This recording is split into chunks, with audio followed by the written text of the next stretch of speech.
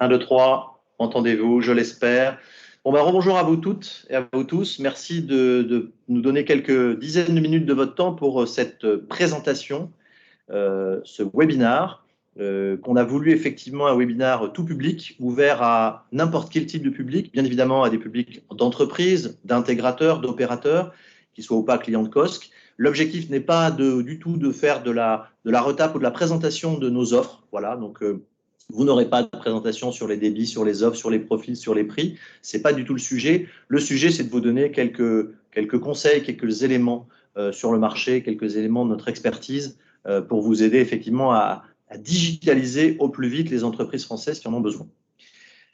Je serai, pour couvrir effectivement ces différents sujets, je serai accompagné par Denis Tessier qui va très vite prendre la parole, qui est donc notre responsable marketing et qui va vous présenter un peu plus en détail des bons éléments de réflexion sur ce sujet.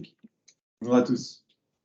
Voilà, vous voyez nos têtes et je laisserai la parole à Denis dans quelques minutes. Alors, sur les entreprises françaises et la fibre, il faut se rappeler quelques petits éléments essentiels sur le marché français. C'est que, et déjà sur le marché un peu plus en arrière, c'est que la fibre aujourd'hui, ce n'est pas une technologie récente. C'est une technologie moderne, c'est un accès très haut débit moderne, mais on est sur une technologie qui a déjà des centaines d'années et surtout qui a été mis en place et qui est opérationnelle depuis les années 70, puisque c'est les Américains avec Corning Glassworks qui ont développé finalement ce média, ce support, et quelques années après, 7 à 8 ans ensuite, c'est les Américains, notamment AT&T, entre autres, mais pas que, il y avait CNET aussi, qui ont fait les premières offres commerciales et les premiers transports, les premiers éléments de trafic sur de la fibre. Donc, on est effectivement sur une technologie ancienne, parce que ça, c'est aussi vieux que moi, tout simplement, hein, en offre commerciale, quelque part. Mais effectivement, une technologie aujourd'hui présente, bien sûr, qui remplace le cuivre. La France est souvent qualifiée de retard. On dit souvent on est des entreprises qui ont un retard digital, de la digitalisation. C'est des choses qui sont en train de changer de façon très rapide, notamment avec l'effet Covid, et notamment sur une grande partie des entreprises françaises, plutôt on le reverra sur le haut de la pyramide. Mais il y a encore beaucoup de choses à faire. Mais en tout cas, ce qu'il faut garder en tête, c'est qu'on est en avance sur quelque chose qui est important, c'est l'infrastructure. Donc aujourd'hui en France, on a déployé des réseaux, on maintient des réseaux, on apporte des solutions aux entreprises et aux particuliers. Et donc, on a vraiment pas mal de choses à raconter là-dessus. En 2026, le taux de pénétration de la fibre devrait être supérieur à 92%. Voilà, donc ça, c'est important. Donc voilà, en peu de temps, finalement, n'importe quel client final et surtout n'importe quel type d'entreprise sera éligible à une offre fibre. Et c'est d'autant plus important qu'aujourd'hui, on a effectivement 37% des entreprises françaises qui sont raccordées à la fibre. Alors, d'où viennent ces chiffres-là? Ils viennent d'une étude IFOP qui a été lancée en début de l'année 2021 sur un peu plus de 800 entreprises de 1 salarié à plus. Donc, on a éliminé d'office une grosse partie des 0 salariés, bien évidemment, pour effectivement leur poser des questions. Et on s'est rendu compte qu'effectivement, il y a quand même une bonne partie aujourd'hui qui sont raccordées, mais il y a quand même une très grosse partie qui n'est pas raccordée aujourd'hui à la fibre. Et qui, pour cette partie restante, il y a plus de 65% qui sont prêts à migrer, bien évidemment. Et prêts à migrer, pas dans 5 ans, pas dans 10 ans, pas en 2026, pas en 2030, bien avant, dans les 3 ans qui arrivent. Donc, c'est vraiment un élément essentiel qu'on voulait vous donner, c'est qu'il faut s'y intéresser maintenant. Vous vous y intéressez déjà pour une bonne partie de vous si vous êtes opérateur, si vous êtes intégrateur, et les entreprises aussi de toute taille. Et ce qui est très important et ce qui était à noter dans cette enquête, on l'a mis en gris, le 17%, c'est qu'on s'est rendu compte étonnamment, c'est qu'il y avait quand même 17% des 65% des entreprises qui étaient prêtes à migrer, qui avaient besoin forcément de fibres, mais qui n'envisageaient pas de migrer parce qu'ils pensaient qu'ils n'étaient pas éligibles. Et donc ça, c'est important et c'est preuve aussi que ces entreprises-là, elles ne connaissent pas assez le marché, les offres, les services. Elles ne sont pas assez courtisées certainement. Elles n'ont pas reçu l'information sur le fait qu'elles sont éligibles. Donc ça, c'est quelques éléments clés. On pourra vous donner, si vous le souhaitez, l'enquête globale qui était assez intéressante. La fameuse pyramide qui est assez traditionnelle sur le marché, on a toujours, effectivement, on met ça dans trois grandes catégories, trois grandes catégorisations, les entreprises en France. La première catégorisation, c'est une catégorisation très importante. C'est plus de 8 millions de sites d'entreprises qui sont finalement les entreprises, les professionnels, les petits pros. On dit aussi souvent les SO, voilà, c'est les 0 salariés. Voilà. Donc ça, c'est une très grande partie des entreprises, c'est la très grosse base de la pyramide, qui, elle, nécessite et attend surtout des usages qui sont les mêmes finalement que la pyramide au-dessus, parce que toutes ces entreprises ont les mêmes besoins aujourd'hui, un besoin d'accès au débit, ont très souvent les mêmes utilisations finalement, ils ont besoin de téléphonie, d'accéder aux applications métiers, etc., qui sont souvent les mêmes. Par contre, ils n'ont pas les mêmes budgets. Et ça, c'est important.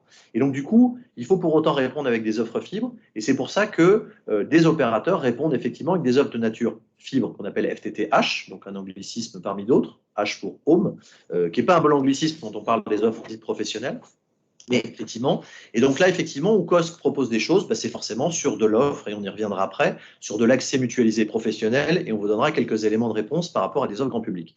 Mais on est majoritairement sur un marché qui est quand même très majoritairement identique à un marché grand public, même si ce sont des pros, et ils utilisent très majoritairement des offres grand public, et c'est effectivement aux opérateurs B2B d'expliquer et de démontrer les éléments, mais en tout cas, c'est du FTTH qui correspond au budget de cette masse-là. Le deuxième grande masse, c'est quand même les TPE, les PME, ou les sites de 1 à 20 salariés, qui sont une belle partie des entreprises françaises, qui, elles, là, vont avoir des budgets sensiblement supérieurs en règle générale aux 0 salariés. Et donc là, effectivement, le FTTH, forcément, est très intéressant et pertinent. Quand on a un seul salarié ou 2 salariés, on veut une offre économique. Pour autant, on a besoin de débit, on a besoin d'upload aussi, hein, c'est important pour l'entreprise. Et on a besoin, dès qu'on a du multisite et qu'on dépasse un certain nombre de salariés et qu'on a des flux critiques, on a besoin de prioriser, on a besoin de sécuriser. Et c'est là où on va parler de FTTE, de FTTO, bref, de fibre dédiée. Donc on est toujours sur un même média de la fibre, mais qui apporte des qualités de service, on y reviendra après, différentes par rapport à cette cible. Et puis on a le haut de la pyramide, qui est là clairement les grands comptes, les 200 000 sites français d'entreprises assez conséquentes, voire les sites de plus de 20 salariés, qui ont là évidemment un besoin critique d'accès et de connectivité au monde. Et là, effectivement, là où l'offre la plus adaptée est clairement la fibre dédiée. Un petit parallèle, je passe le bâton de parole à Denis, et puis je vais recontinuer juste après. Oui, peut-être un point important, puisque c'est vrai qu'on vient de parler finalement d'une catégorisation des entreprises et de leurs besoins en termes de typologie de fibre, qui était orientée selon un segment classique qu'on utilise beaucoup dans le marché des télécoms sur la taille de l'entreprise. Et puis son segment d'activité. Dans la réalité, aujourd'hui, le monde est en train de changer sur cet accès à la fibre. Et finalement, une entreprise ne doit plus être classée uniquement par rapport à sa taille pour savoir de quel type de fibre elle va avoir besoin, mais aussi en fonction de ses usages. On peut très bien se retrouver aujourd'hui avec des entreprises classées TPE ou petites PME qui vont avoir des usages numériques et qui sont engagés dans une transition numérique qui leur fait avoir des besoins en termes de qualité de service et de débit qui sont peut-être supérieurs à celles de grandes entreprises qui n'ont pas encore engagé totalement ces démarches de sécurisation. Alors, au travers du slide, et sans rentrer dans le détail de l'ensemble des usages qu'on va pouvoir retrouver, ce qu'on voit quand même, c'est qu'il y a des usages unitaires qui vont être très consommateurs de bande passante. Hein. On peut penser typiquement à la messagerie ou à l'envoi de fichiers lourds, typiquement, qui va être extrêmement consommateur de bande passante pour faire communiquer l'ensemble des salariés de l'entreprise et puis pour pouvoir envoyer et recevoir des fichiers de plus ou moins grosse taille assez rapidement. Il y a des besoins un peu plus classiques aussi qui sont moins consommateurs de bande passante, mais qui par contre nécessitent une qualité de service supérieure, comme la téléphonie par exemple, et donc notamment avec désormais la fin du RTC et des lignes analogiques historiques et l'essor de la VoIP. C'est vrai que la téléphonie par Internet ou sur un réseau VPN au sein de l'entreprise devient un facteur extrêmement fort de choix de son offre fibre et de choix des grands principes sous-jacents de l'offre fibre, notamment en termes de qualité de service. Et en fait, ce qui va jouer pour une entreprise dans le choix de sa technologie, c'est d'une part certains usages, comme on vient d'en parler, mais également la combinaison de ces usages. Il est totalement différent d'avoir un usage qui peut être soit consommateur de débit, soit qui nécessite d'avoir une qualité de service supérieure, et une combinaison d'ensemble d'usages pour plusieurs, voire la totalité de ses salariés, qui va du coup de renforcer encore plus le besoin de la fibre, le besoin de débit, le besoin de qualité de service et le besoin d'engagement de la part de son opérateur de service et de son opérateur d'infrastructure dans la disponibilité du service dans le temps. l'un des grandes évolutions qui arrivent depuis déjà quelques années, mais qui est vraiment en train de se renforcer aujourd'hui et qui rend encore plus prégnant finalement le choix de son offre fibre, c'est vraiment tout ce qui va concerner les usages dans le cloud. Historiquement, l'entreprise avait ses données qui étaient stockées dans un serveur qui était situé sur le site où étaient présents ses salariés. Il y a eu un premier mouvement dans le domaine des télécoms qui est l'essor des réseaux VPN pour les entreprises multisites, c'est-à-dire le partage d'informations sur plusieurs sites de l'entreprise à des données qui étaient toujours majoritairement stockées dans un serveur sur le site principal de l'entreprise. Et désormais, pour l'ensemble des entreprises, qu'elles soient monosites ou multisites, on se retrouve avec un déport complet de l'ensemble des données de l'entreprise dans le cloud. Alors, cloud qui peut être privé, c'est-à-dire finalement un déport des données dans des serveurs qui ne sont plus situés dans un des sites de l'entreprise, mais dans un data center. On sait où elles sont, mais elles sont quand même sur un site extérieur à l'entreprise. Ou cloud qui peut être public, c'est-à-dire là toutes les solutions que l'on connaît, les Amazon, les Microsoft, les Google, etc., qui développent l'essor finalement de solutions qui sont déportées dans le cloud. Et finalement, sans savoir exactement où sont situées les données, elles sont accessibles quelque part. Et pour pouvoir y avoir accès, il faut avoir un accès réseau et un accès réseau qui soit performant. Le changement au travers de cette digitalisation et de ce changement de l'accessibilité aux données, c'est quoi? C'est qu'avant, finalement, quand on perdait son accès Internet, quand on perdait son accès réseau, les salariés pouvaient toujours continuer à travailler. Ils étaient toujours présents sur le site de l'entreprise où étaient situées les données. Ils avaient perdu le contact avec le monde extérieur. En revanche, ils pouvaient toujours continuer à travailler sur leur PC, à accéder aux données de leur entreprise. Et finalement, il y avait une légère perte de productivité qui pouvait parfois être impactante, mais qui avait somme toute un poids relativement limité. Désormais, avec l'essor des données numériques et le déport de ces données numériques en dehors de l'entreprise, dès lors que l'on vient couper l'accès réseau de l'entreprise, eh bien, les salariés ont une énorme perte de productivité et les entreprises ont parfois une énorme perte de chiffre d'affaires. Et on va se retrouver avec des entreprises pour lesquelles une coupure réseau, c'est tout de suite un impact en termes de chiffre d'affaires ou tout de suite un impact en termes de productivité des salariés qui ne peuvent plus travailler avec les outils qui leur sont mis à disposition.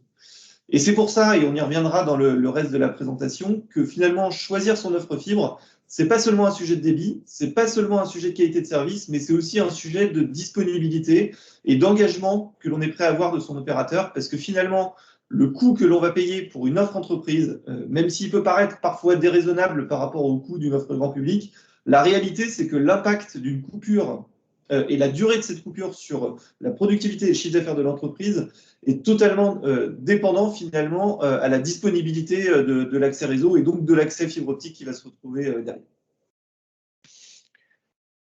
Merci Denis. Alors, je reprends un peu le bâton de parole une petite minute. Alors effectivement, comme l'a dit Denis, le débit, c'est un élément, mais ce n'est pas forcément un élément voilà, essentiel. Le SAV, la fiabilité du service, la qualité du service client, c'est des éléments qu'il faut mettre en avant et qui sont attendus et entendus par les clients. Ça, c'est important. Et un élément essentiel, finalement, c'est l'homme, c'est l'interlocuteur. C'est le collaborateur de l'opérateur qui va expliquer l'offre, qui va s'intéresser au client et qui va effectivement pas lui vendre une fibre dédiée si le besoin et le budget correspondent plutôt à une fibre mutualisée, regarder son backup, parce qu'effectivement, bonne remarque de Denis, on oublie très souvent que même si la fibre est un média beaucoup moins fragile que du cuivre, voilà, ça reste un média quand même qui peut être coupé. Il peut avoir des coups de pelleteuse, il peut avoir d'autres problématiques diverses et variées, des problématiques électriques, etc. Et donc, du coup, il faut aussi toujours s'intéresser, bien évidemment, au secours de connexion. Et donc, du coup, la rapidité de la réparation et de l'opérateur derrière est vraiment un élément essentiel et l'interlocuteur, il ne faut pas l'oublier. Et l'attractivité tarifaire, finalement, est un élément de la chaîne, effectivement, mais qui n'est pas forcément, aujourd'hui, on l'a vu dans l'enquête qu'on avait lancée, qui n'est pas un des premiers. Même titre que cet interlocuteur, il va devoir accompagner son client, son prospect. Et donc, effectivement, aujourd'hui, on l'a vu, si vous vous rappelez de la pyramide, on a le 0 salarié. Là, généralement, le 0 salarié, il est un peu dans une démarche grand public. Voilà, c'est un pro, mais qui est un peu grand public. Et il va plutôt aller, façon en mode Amazon, aller sur des sites et commander ses services directement en ligne, assez basiques. Voilà, et se débrouiller tout seul. Là où, effectivement, dès qu'on monte un peu dans la pyramide, il va falloir lui expliquer les choses au client. Et il faut lui expliquer les choses pour qu'il comprenne effectivement qu'on n'est pas dans le monde et c'est pas facile à dire, mais le monde des bisounours, voilà, tout simplement.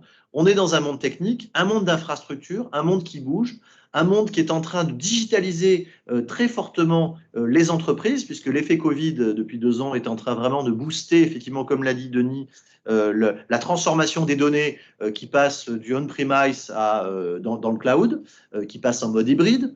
Et il faut du tuyau, et il faut maîtriser quelque part et donner un maximum de visibilité, effectivement, aux clients finaux. Et donc, il faut leur expliquer les choses, d'où, effectivement, voilà, ces petits schémas de NRO, de PM, de PBO, de PTO, d'ONT. C'est parfois un peu barbare, mais c'est effectivement des choses où vous allez, pour les commerciaux des opérateurs, les avant-ventes, intéresser une bonne partie des clients en expliquant effectivement comment ça fonctionne. Et puis, effectivement, quand on regarde effectivement cet accompagnement de l'opérateur, c'est aussi s'intéresser surtout à ce que le client, lui, l'entreprise, connaît et voit. Elle connaît quoi? Elle connaît ses bureaux, elle connaît son infrastructure, elle connaît son local, elle connaît peut-être son local technique. Mais souvent, ça s'arrête à sa porte. Voilà, elle connaît à peu près et encore pas toujours ce qui se passe chez elle. Et donc, du coup, toute cette partie-là d'intérieur, de parties privatives, voilà, de tous ces éléments d'ONT, d'équipement électrique, c'est des choses, effectivement, que l'opérateur doit maîtriser et doit accompagner. Vraiment, l'accompagnement, il est clé. L'accompagnement aujourd'hui d'un opérateur, si ça consiste à faire signer un bon de commande et à dire ciao, bye bye, sans avoir un minimum qualifié, bah, ça va marcher dans un certain nombre de cas, mais ça risque d'avoir des impacts assez négatifs si on n'a pas vérifié simplement qu'il y avait une prise électrique, tout simplement, à côté de l'ONT ou à côté, voilà, à côté d'éléments qui nécessitent de l'électricité pour fonctionner. Si on n'a pas vérifié que l'arrivée télécom, elles peuvent bien passer par un faux plafond ou par des endroits qui sont accessibles. Donc voilà, c'est des petits pièges qui évitent effectivement les choses. Donc l'accompagnement, c'est vraiment très, très, très, très, très important dans ce monde, comme je disais, qui n'est pas un monde des bisounours, mais qui est un monde en fait finalement assez simple quand on l'explique à un client. Et donc ça, c'est important. Oui, je te laisse la parole. Merci Xavier. Du coup, je vais prendre la parole pour la suite et puis on fera la conclusion ensemble avec Xavier. Peut-être un tout petit complément par rapport à ce que vient de dire Xavier également. Ce qui est important sur l'accompagnement, c'est aussi d'avoir l'accompagnement de gens qui sont spécialistes du marché entreprise. Je pense que c'est un des points qui est extrêmement important, c'est-à-dire qu'on a beau avoir l'accompagnement de son opérateur, l'intérêt aussi, et c'est un point d'attention pour le client final, hein, de choisir l'opérateur qui va être en mesure de connaître les spécificités du marché entreprise. On connaît tous certains opérateurs dont on ne citera pas le nom ici, qui travaillent majoritairement sur des segments grand public et pour lesquels l'entreprise finalement n'est qu'un complément d'activité et qui opère finalement avec des process qui sont relativement similaires sur le monde grand public et sur le monde de l'entreprise. On tient vraiment à porter cette attention. Alors chez nous, COS, que ça nous tient à cœur puisqu'on est un acteur spécialiste vraiment du marché de l'entreprise et on cherche à accompagner nos clients avec cette démarche, mais c'est vrai que finalement, les techniciens qui interviennent dans le cadre des déploiements qui sont effectués avec nos solutions sont des techniciens qui n'interviennent que sur des entreprises et qui interviennent toute la journée sur des entreprises et qui connaissent parfaitement les spécificités, les tirages en faux plafond un peu complexes, les règles de présentation qui sont radicalement différentes entre le fait de se présenter chez Madame Michu sans que ce soit péjoratif, et puis une entreprise qui peut avoir de la réception de public et donc sur laquelle il faut avoir du coup des règles d'action qui sont un peu différentes. Pour enchaîner ensuite sur des sujets un peu plus techniques ou en tout cas un peu plus dimensionnants dans le choix des offres, on voulait revenir dans un premier temps, et ça fait suite à ce qu'on disait tout à l'heure sur la disponibilité du service, sur un élément qui est extrêmement important et qui va varier finalement sur différentes technologies d'accès. On sait que le choix de la technologie d'accès peut parfois être un peu barbare, un peu compliqué à expliquer au client final, et c'est vrai que venir par les usages et venir par la qualification finalement du service qui est apporté est peut-être un élément qui permet vraiment de s'y retrouver et de différencier les offres dans la chaîne de valeur. L'un des principaux éléments finalement qui va différencier une offre entreprise d'une offre grand public, c'est la GTR ou la GTI, c'est-à-dire la garantie d'intervention et de rétablissement du service qui peut être apporté par l'opérateur. Dans la réalité, comment ça se passe, hein? Comment est-ce qu'un opérateur prend finalement ce type d'engagement? Ce type d'engagement, il n'est pris que sur la base de compétences humaines et de staffing humain des équipes de l'opérateur. C'est un point important, on en parlait juste avant. L'accompagnement de l'opérateur et le choix du coup d'un opérateur qui est capable de nous accompagner, ça passe aussi par le dimensionnement de ces équipes pour être en mesure de répondre efficacement et rapidement aux problématiques des clients finaux qui vont se retrouver dans une situation qui va mettre finalement en péril leur activité pendant un instant donné. Et donc, si on reprend finalement les différentes règles qui existent aujourd'hui sur le marché, les différentes options qu'on va pouvoir retrouver, la première, et qui a finalement le moins d'impact, mais qui commence déjà à différencier une offre entreprise d'une offre grand public, c'est ce qu'on appelle la GTI, ou la garantie d'intervention.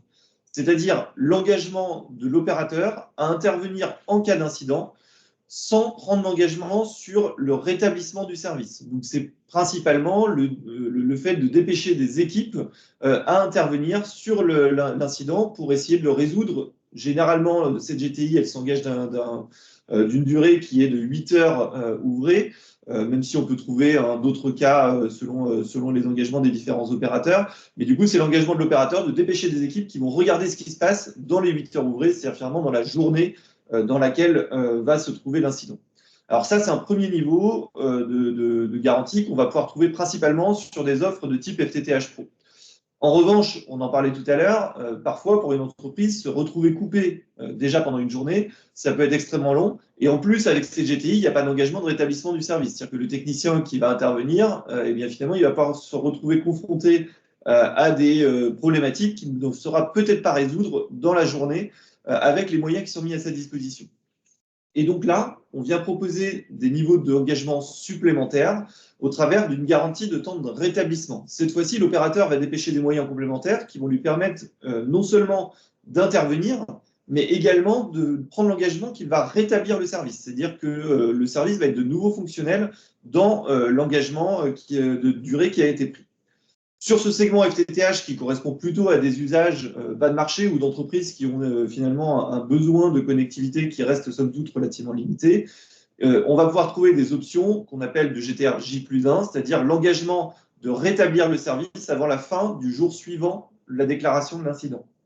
Et enfin, si pour les entreprises pour lesquelles l'accès réseau est le plus critique et pour lesquelles finalement elles ont un intérêt énorme à avoir un service qui est disponible la majorité du temps, on va retrouver des engagements de type GTR, donc 4 heures qu'on a mis ici dans le slide, mais qui peuvent monter des fois à 2 heures, en utilisant notamment des parcours de sécurisation avec du multi-accès qui permettent de garantir qu'en cas de coupure d'un accès, on aura toujours une solution disponible sur un deuxième accès.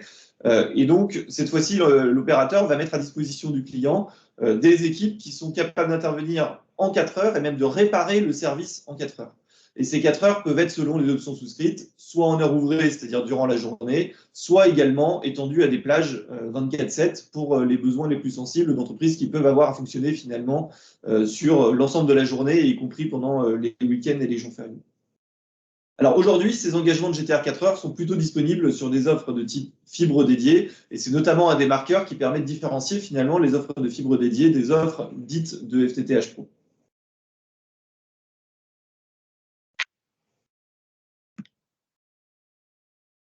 Alors on a parlé depuis tout à l'heure de différents types d'offres, on a parlé FTTO, FTTE, FTTH Pro.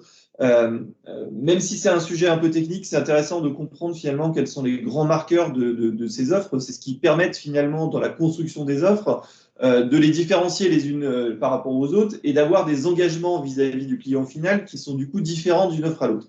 Alors, les deux sur la droite du slide, que sont le FTTH Pro et le FTTH grand public, sont construites de manière assez similaire. La différenciation finalement qui va être pro grand public est plutôt sur l'accompagnement de l'opérateur et les services complémentaires qu'il va associer à cette offre FTTH.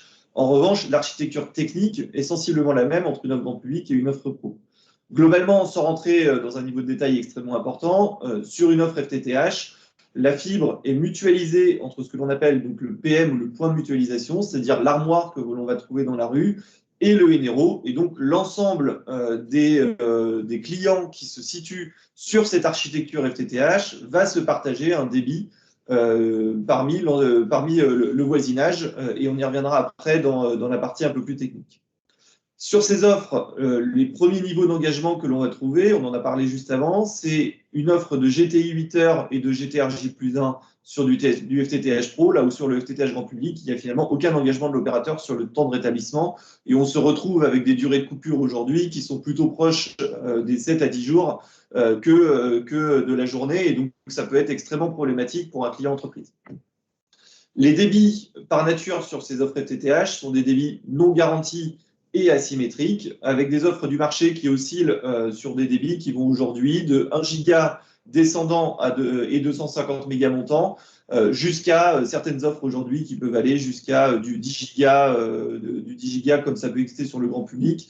Et comme on commence à trouver sur le monde de l'entreprise des offres qui sont plutôt aujourd'hui dites 1 giga symétriques, c'est-à-dire avec 1 giga montant et 1 giga descendant. L'avantage de ces offres, c'est que malgré leur niveau de garantie qui est un peu plus faible, elles sont économiquement très attractives et elles permettent d'adresser la totalité des budgets finalement des entreprises avec un support qui est qualitatif et qui doit correspondre finalement à un niveau de risque assumé par l'entreprise sur des problématiques de débit et de temps de coupure de par la mutualisation de l'infrastructure. Ensuite, de l'autre côté, sur la partie gauche du slide, on va retrouver les offres dites FTTO et FTTE qui présentent finalement les mêmes niveaux de garantie. On va être sur des offres dites de fibre dédiées, c'est-à-dire qu'on est sur des offres dans lesquelles une fibre est dédiée pour chacun des clients entre le site du client final et le NRO, le POP de l'opérateur. Et donc, sur ces architectures, il y a un avantage majeur, c'est déjà d'une part le fait que cette fibre soit dédiée, c'est que le débit disponible du coup pour l'entreprise est aussi dédié à cette entreprise, et donc en fonction du débit vendu, c'est un débit qui va être symétrique et un débit qui est garanti par l'opérateur 100% du temps, puisque du coup cette fois-ci il n'est pas partagé avec d'autres usagers. Et en plus, le schéma d'architecture de cette fibre dédiée et les engagements des opérateurs qui sont mis en place sur toute la partie SAV fait que les opérateurs sont en capacité de prendre des engagements de type GTR 4 heures, comme on l'a précisé avant. L'un des avantages du FTTO par rapport au FTTE, peut-être le principal avantage, est la capacité dans le FTTO à proposer des solutions de sécurisation des tracés plus importantes que dans le FTTE, puisque le FTTE est construit sur une architecture qui va reprendre finalement au niveau des tracés fibres celle du FTTH, même si les fibres sont dédiées. Là où sur le FTTO, on est beaucoup plus libre dans le choix des parcours, et donc on est en capacité pour les entreprises les plus exigeantes de proposer des parcours qui sont totalement sécurisés entre le NRO et le site de l'entreprise, et donc de proposer des engagements de performance et de garantie de disponibilité qui soient finalement les plus élevés. Alors, si on repositionne tout ça finalement par rapport au marché actuel, ou en tout cas au marché tel qu'il était il y a encore quelques temps, et quelques temps finalement, on l'a dit dans le slide d'introduction, c'est encore une grande partie de la réalité aujourd'hui pour les entreprises. Aujourd'hui, avec l'étude que l'on a réalisée en ce début d'année 2021, seulement 37% des entreprises étaient fibrées. Donc, la majorité du marché est encore sur des technologies historiques qui sont plutôt des technologies dites DSL, basées sur les réseaux cuivre. Et donc, il y a vraiment toute une phase de transition de ces entreprises qui vont avoir à migrer technologiquement du cuivre vers la fibre. Avec finalement des choix d'architecture qui sont déjà un peu existants dans le cadre du DSL et qui vont être répondus un peu différemment dans le cadre des offres fibres. Un petit point important, et je fais un teaser pour un futur webinaire qu'on est en train de préparer. Aujourd'hui, le plan d'arrêt des réseaux cuivre pour toutes ces technologies ADSL et SDSL a été communiqué par l'ARCEP, qui est l'autorité de régulation des télécoms. Et donc, il y a déjà des éléments qui sont engagés pour le grand public, qui ne sont pas encore d'actualité pour le monde des entreprises, mais qui vont le devenir à partir de 2023. Donc, on reviendra vers vous dans un prochain webinaire avec plus de détails sur l'impact finalement pour vous, pour les clients, de l'arrêt de ces offres cuivre. En tout cas, ce qui est important à avoir en tête, c'est que finalement 2023, c'est demain, et que donc toute cette transition, comme on l'a dit, c'est quelque chose qui va avoir lieu pour 100% des clients entreprises dans les prochaines années. Alors aujourd'hui, comment est-ce que nous, on voit la migration de ces usages technologiques rapportés finalement aux besoins d'usage spécifiques des entreprises? Ce que l'on constate, c'est que les entreprises, et notamment, là on va parler plutôt de tous les petits pros aujourd'hui qui fonctionnent avec des offres ADSL grand public parce qu'elles n'ont pas voulu mettre le budget pour aller sur des offres dites professionnelles, vont probablement migrer vers des offres FTTH grand public. Je pense que c'est collectivement à nous tous d'éduquer ces entreprises pour leur faire prendre conscience du risque qu'elles prennent à utiliser ces offres non seulement sur l'usage en termes de performance, mais surtout, comme on l'a dit, sur l'accompagnement de l'opérateur derrière, et que finalement, le delta de prix entre une offre professionnelle et une offre grand public est totalement justifié par l'accompagnement et les services complémentaires de l'opérateur. Les gens qui prenaient aujourd'hui des offres ADSL Pro vont probablement migrer vers du FTTH Pro. Hein, c'est le schéma le plus naturel. On est dans un niveau de service qui est à peu près équivalent en termes d'accompagnement, en termes de garantie de disponibilité et avec un débit qui est nettement supérieur dans le cadre des offres FTTH. Les gens qui avaient déjà basculé sur des segments FTTO, hein, puisque c'est des offres qui sont déjà présentes, notamment sur les grandes entreprises depuis plusieurs années, vont continuer à évoluer dans un segment avec de la fibre dédiée, à vouloir toujours plus de garanties, toujours plus de débit. Et donc, le sujet va plutôt évoluer sur les garanties et le débit. Et on va probablement évoluer vers des offres qui vont évoluer vers du 10 gigas, peut-être même encore plus du 100 gigas dans un certain temps. Déjà aujourd'hui, hein, pour donner un ordre de grandeur, là où la majorité des débits vendus sur le marché était du 10 mégas il y a encore moins de 2 ans. Plus de 50% des débits vendus aujourd'hui sur les offres fibres dédiées sont sur du 100 mégas. Et on sent que cette évolution continue à monter vers des offres avec du débit au niveau du giga sur ces offres à fibre dédiée. Le segment qui se pose le plus de questions aujourd'hui, c'est le segment du SDSL. Ce segment, il est plus compliqué à adresser. Pourquoi? Parce que ces entreprises se trouvent confrontées à un choix qui n'est pas forcément évident et naturel. Autant on l'a dit, le segment de la DSL vers le FTTH et le segment du FTTO vers la fibre dédiée, c'est tout à fait naturel. On est dans une gamme de prix qui est relativement similaire, des niveaux de service qui sont relativement similaires et plus de débit dans tous les cas pour les entreprises. Sur le sujet du SDSL, le choix il est un peu plus compliqué. Pourquoi? Parce que le SDSL est une offre qui présente finalement deux caractéristiques. C'est une offre avec du débit garanti. Alors un débit garanti qui est relativement faible, hein, puisque la majorité des débits souscrits en SDSL aujourd'hui sont en 2 et 4 mégas, donc très loin de ce qu'on va pouvoir apporter finalement au travers d'offres fibres, mais c'est aussi des offres avec de la GTR 4 heures. Et donc, les entreprises aujourd'hui se trouvent confrontées dans un choix pour migrer leur SDSL, qui est le choix naturel de par les usages et les performances requises, qui serait de migrer vers de la fibre dédiée, mais par contre, avec du coup un gap tarifaire et en termes de budget, puisque aujourd'hui encore, les offres de fibre dédiée sont quand même légèrement, voire nettement supérieures en termes de coût à ce que peut représenter une offre SDSL pour une entreprise d'aujourd'hui. Et donc, certaines de ces entreprises se disent finalement le sujet de la GTR 4 heures, le sujet de l'accompagnement, il est pour moi moins important que le sujet du débit, et donc elle va avoir une tendance à migrer du SDSL vers le FTTH. Mais du coup, en diminuant drastiquement le niveau d'accompagnement dont elle bénéficiait, le niveau de qualité de service dont elle bénéficiait, et donc avec un arbitrage finalement qui peut être parfois assez compliqué pour elle, entre d'un côté leur budget et de l'autre côté le niveau de qualité de service. Ce qu'on voit apparaître aujourd'hui sur le marché, c'est des offres finalement fibres intermédiaires qui sont très récentes. Hein, cela fait seulement quelques années et on sent vraiment une ébullition du marché sur des offres dites partiellement garanties. Alors le terme n'est pas très joli.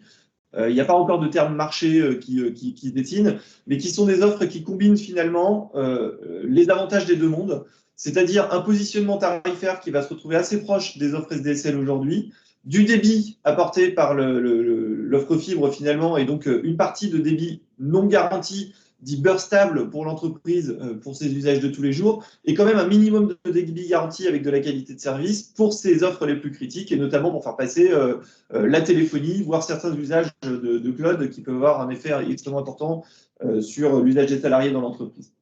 Et en plus, ce que l'on commence à voir sur certaines de ces offres, c'est également l'arrivée de GTR 4 heures qui permet de faire le complément et la synthèse finalement pour les clients qui avaient des offres SDSL et qui ne savaient pas vers quoi se tourner.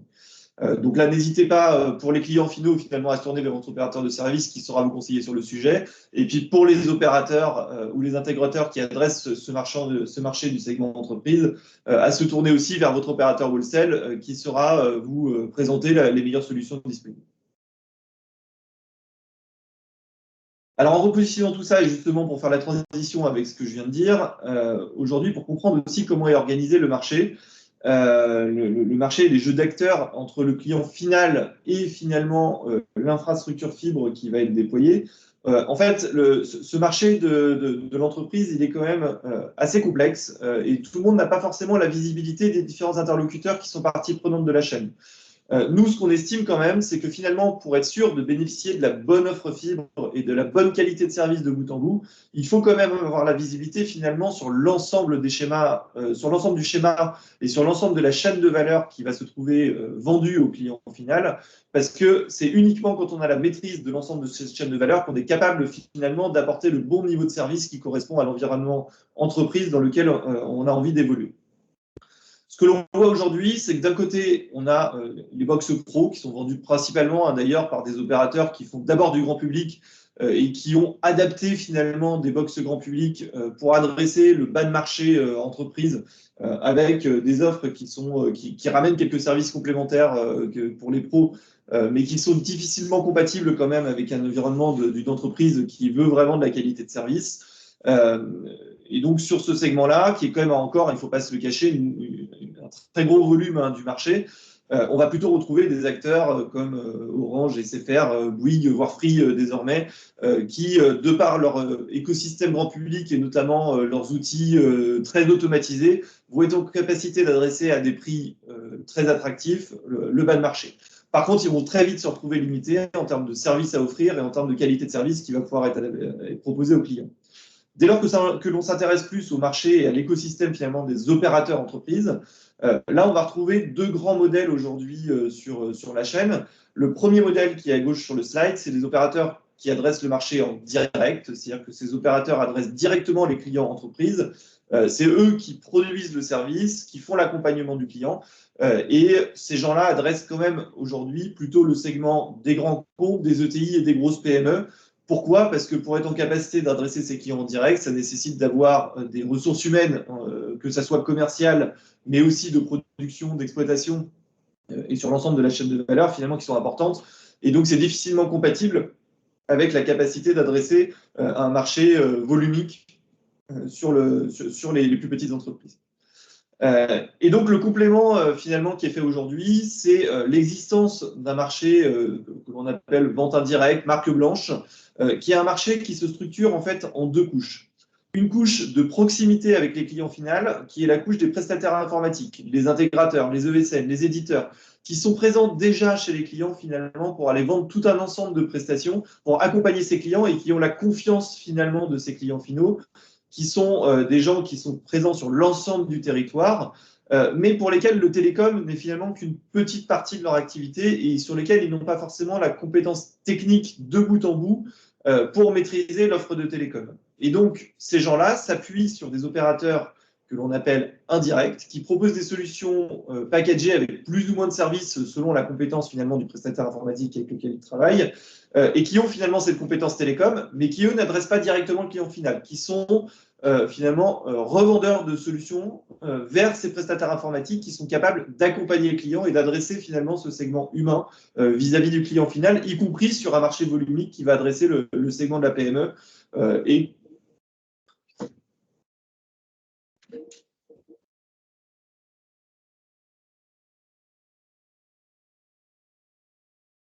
excusez-nous, on a dû être coupé. Je pense qu'on est revenu. Alors on a un petit problème, c'est pas d'accès quand même, parce qu'on dit souvent que les coordonnées sont la moins bien chaussées. Non, c'est un problème de Wi-Fi qu'on est en train de corriger. On est dans la tour Montparnasse et on a un petit problème de réseau local. Voilà, donc on est en train d'optimiser notre Wi-Fi pour éviter ces coupures intempestives. On en est d'après. Est-ce que du coup on est bien revenu? Est-ce que vous nous entendez du coup pour être sûr là, suite à la coupure? Si quelqu'un peut laisser un petit message dans le chat.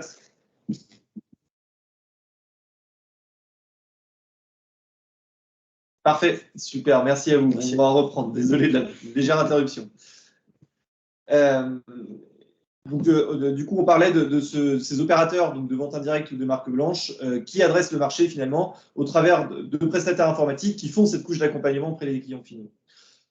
En revanche, ce qu'il faut avoir en tête, c'est que finalement, l'ensemble de ces opérateurs aujourd'hui sont des opérateurs dits de service. Alors, une partie d'entre eux maîtrisent une partie de leur infrastructure, notamment sur le segment de la fibre dédiée, mais ça reste aujourd'hui extrêmement marginal. La plupart de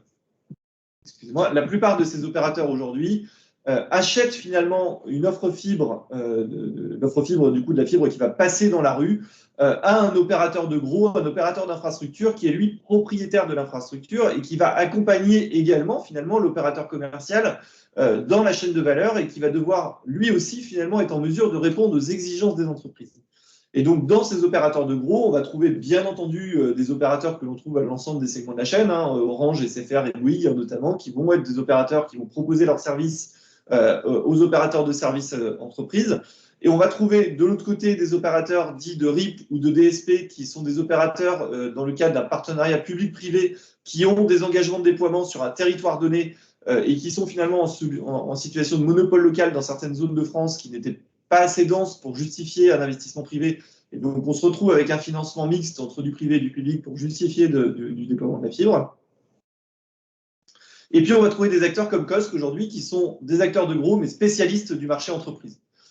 Finalement, qu'est-ce qu'un acteur spécialiste du marché entreprise sur le marché de gros et sur le segment de l'infrastructure va pouvoir apporter à l'entreprise client final, puisque finalement, nous, on n'est pas en relation directe avec ce client final. En revanche, on apporte finalement tout ce que l'on a montré dans le début de la présentation et que Xavier a expliqué, c'est la compétence et puis la capacité à accompagner les entreprises parce qu'on ne travaille que sur ce segment et qu'on a une connaissance finalement de ces spécificités, une connaissance des opérateurs de services que l'on accompagne qui fait la différence chez le client final sur la qualité de service du déploiement, mais aussi de la vie du service dans sa globalité. Alors assez rapidement, puisque je vois le temps qui passe, mais un autre point extrêmement important pour nous aussi, et on tient à le spécifier, c'est que ces opérateurs de gros, finalement, sont ceux qui font transiter sur leur réseau les flux des différents clients. Et donc, qu'est-ce qui va différencier finalement un opérateur de gros entreprise d'un opérateur de gros qui va adresser à la fois du grand public et de l'entreprise? C'est ce qu'on a voulu représenter dans le schéma ici. Alors, désolé pour ceux qui sont peut-être un peu moins techniques et pour les termes un peu barbares, mais en fait, dans la réalité, qu'est-ce qui va se passer sur le réseau? C'est qu'on parlait tout à l'heure sur les segments FTTH d'arbres GPON, donc ça c'est le nom de la technologie sous-jacente au FTTH, qui sont mutualisés sur un voisinage donné. Ce qu'il faut avoir en tête, c'est que cette mutualisation a lieu non pas sur l'ensemble du voisinage, mais sur le voisinage adressé par l'opérateur qui va allumer cet arbre FTTH. Donc, dans le cas de Cosc, par exemple, sur notre arbre GPON, on va retrouver uniquement les clients de Cosc, et donc uniquement des clients entreprises. En revanche, pour un opérateur qui adresserait les segments grand public et professionnel sur le même quartier, et ben lui va complètement mutualiser du coup les clients entreprises et les clients professionnels. Alors ça a deux impacts. Un premier impact déjà, c'est l'impact sur le débit. Là, on est dans les offres FTTH, FTTH Pro, et donc du coup, finalement, ce qu'on a dit, c'est que le débit disponible pour l'ensemble des clients du voisinage adressés sur le même arbre GPON était partagé entre l'ensemble de ces clients. Ce débit dans un arbre GPON classique, c'est 2,4 gigas en descendant et 1,2 gigas en montant, sur des offres où on vend finalement un débit de 1 giga non garanti, bien entendu, mais 1 giga par client. Dans un arbre GPON d'un opérateur classique qui adresse le segment grand public et entreprise, on va retrouver jusqu'à 64 clients sur ce débit, donc 64 clients qui vont se partager le débit disponible. Et du fait de la densité des entreprises et des particuliers qui vont se trouver dans la même zone de voisinage, ces arbres chez des opérateurs qui vont adresser ce marché mixte vont se remplir assez vite, et donc on va bien avoir ces 64 clients qui vont se partager ce débit. Dans le cadre d'un opérateur qui adresse uniquement le marché entreprise, du coup, et notamment pour Cosc, on a fait un choix, nous, de notre côté, c'est que nos arbres aujourd'hui sont dimensionnés pour déjà être limités à 32 clients sur un arbre, c'est-à-dire 2 fois moins que pour un opérateur qui adresse à la fois le segment grand public et le segment entreprise. Et en plus de ça, la densité des entreprises derrière un point de mutualisation est extrêmement faible. Et donc, en fait, dans la réalité aujourd'hui chez Cosc, on se retrouve à avoir finalement un nombre très limité de clients derrière un même arbre GPON et donc un débit disponible par client qui va être d'une part plus stable dans la durée, puisque finalement nos arbres ne seront probablement jamais remplis à 100%, même avec nos règles de dimensionnement. Et donc forcément, on aura une stabilité du débit disponible, non seulement aujourd'hui, mais aussi demain, dès lors que 100% des clients et des abonnés seront passés à la fibre. Et d'autre part, on a moins de variation du débit, puisque forcément, moins de clients qui se partagent un même débit disponible, et ben, c'est un débit qui est beaucoup plus stable dans le temps et qui est de meilleure qualité qu'un débit qui est partagé avec plus de clients, et notamment avec des clients particuliers qui vont avoir des usages de débit extrêmement intensifs au travers du download, de la vidéo sur YouTube ou sur Netflix, de l'usage de jeux de vidéo en ligne, qui sont des sujets qui sont extrêmement consommateurs de débit, là où une entreprise classique, finalement, a des usages qui sont quand même beaucoup moins gourmands en termes de débit instantané. L'autre point important à avoir en tête, finalement, dans ce type d'architecture, c'est que non seulement le débit disponible par abonné sera de meilleure qualité et sera probablement dans le temps beaucoup plus stable, mais en plus de ça, technologiquement, l'opérateur qui va adresser uniquement les segments entreprises va avoir une évolution technologique dans le temps de ses ingénieries et puis de ses équipements qui va ne concerner que le segment entreprise et qui va être en capacité de prendre en compte finalement les évolutions des usages des entreprises. Pour un opérateur qui adresse du mixte entre du grand public et de l'entreprise, ce qui va tirer d'abord son investissement, c'est le marché du grand public qui est plus volumique et qui va lui générer plus de chiffre d'affaires. Et finalement, il va plutôt confier à l'entreprise une évolution technologique qui va être plus limitée, puisque du coup, les investissements complémentaires à faire dans le temps pour répondre à l'évolution des usages auront du mal à être portés sur l'ensemble de leurs équipements qui sont d'abord à vocation grand public. Le dernier point important, et ça je pense que ça vaut le coup de le rappeler, alors par contre là, ce n'est pas une différence entre un réseau dit mixte grand public et entreprise et un réseau entreprise, hein, le fonctionnement est similaire pour les deux types de réseaux, mais c'est quand même un point important notamment qui va différencier cette fois-ci le FTTH des offres de fibre dédiées, c'est que dans le cadre du FTTH, les flux qui passent finalement entre le Enero, donc le POP de l'opérateur et le client final, sont partagés à l'ensemble des clients disponibles dans l'arbre GPON. Et donc, ça veut dire quoi? Ça veut dire qu'un paquet aujourd'hui qui est envoyé du Enero vers un client final va être envoyé en réalité à l'ensemble des clients finaux disponibles sur l'arbre GPON.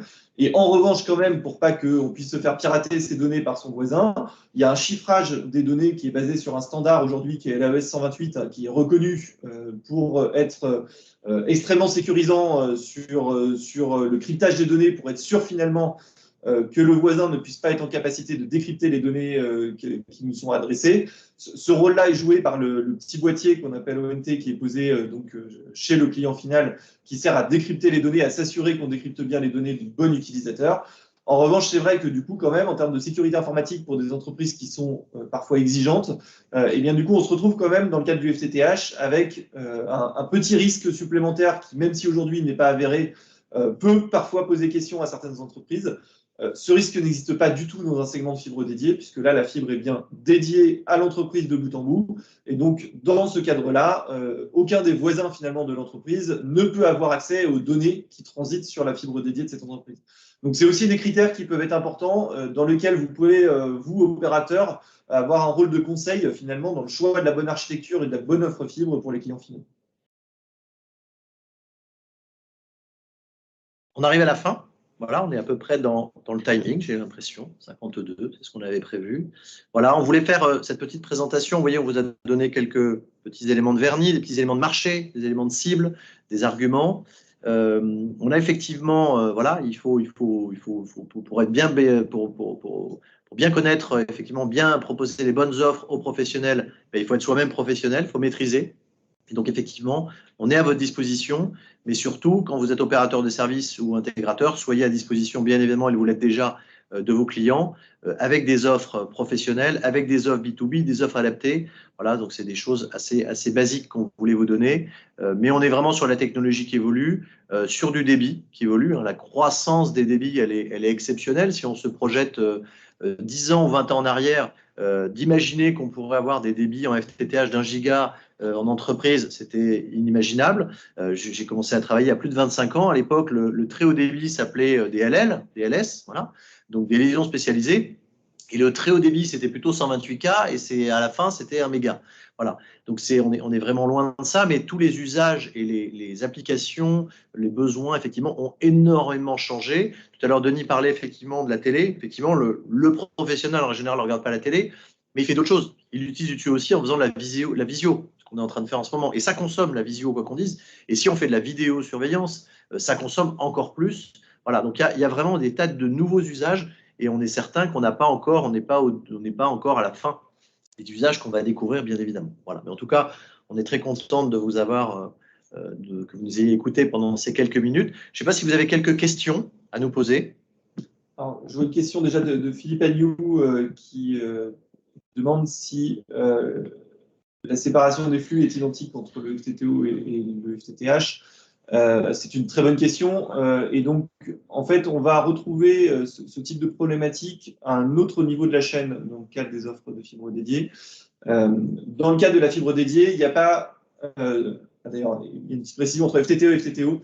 Donc, du coup, entre FTTE et FTTO, du coup, il n'y a aucune différence en termes de partage des flux. On est bien sur de la fibre dédiée dans les deux architectures.